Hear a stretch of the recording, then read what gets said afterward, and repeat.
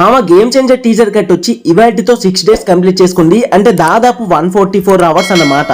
But still ఇప్పటికీ కూడా YouTube లో ట్రెండింగ్ ఆన్ లో ఉంది ఈ టీజర్ అన్నది. అండ్ యూట్యూబ్ లో చాలా వరకు రేర్ రికార్డ్స్ ని తొలగొట్టి పడేసింది. మరి ఆ రికార్డ్స్ ఏంటో తెలుసుకోవాలని ఉందా? అయితే వీడియో కింద డిస్క్రిప్షన్ లో లేదా కామెంట్ సెక్షన్ లో ఉన్న లింక్ క్లిక్ చేయండి, మీకు ఆ వీడియో అయితే ఓపెన్ అవుతుంది. ఇప్పటి వరకు ఈ సినిమా నుంచి వచ్చిన టీజర్ అవా నడిచింది. నెక్స్ట్ వచ్చేది ట్రైలర్. బట్ ట్రైలర్ ఏ విధంగా లాంచ్ చేయబోతున్నారు అండ్ మిగతా అప్డేట్స్ ఏంటి మూవీ మీద అన్న ప్రతి ఒక్క పాయింట్ ని కూడా డీటెయిలింగ్ గా మాట్లాడుకుందాం. ఈ సినిమా నుంచి మొన్న వచ్చిన దేవరా కొంగువా లాగా 2 ట్రైలర్స్ ని రిలీజ్ చేయబోతున్నారు. మాక్సిమం ఫస్ట్ ట్రైలర్ వచ్చేసి December 20-25 లోపు అంటే 200% క్రిస్మస్ కి రాబోతుంది. ఇకపోతే సెకండ్ ట్రైలర్ అన్నది మాక్సిమం January 1st వీక్ లో ఉంటుంది.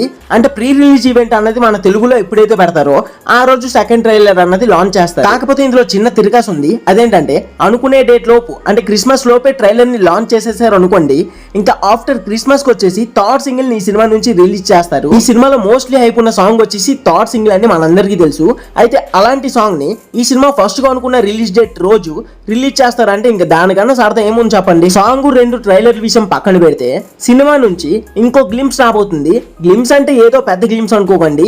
మొన్న టీజర్ కట్ కి ఎలా అయితే చిన్న గ్లిమ్స్ ని రిలీజ్ చేశారో అలానే 2 ట్రైలర్స్ కి కూడా 2 వేరు గ్లిమ్స్ రాబోతుందంట. మొన్న వచ్చిన టీజర్ గ్లిమ్స్ లోనే 13 seconds కి 13 డీటెయిలింగ్స్ ని చూపించారు శంకర్ గారు.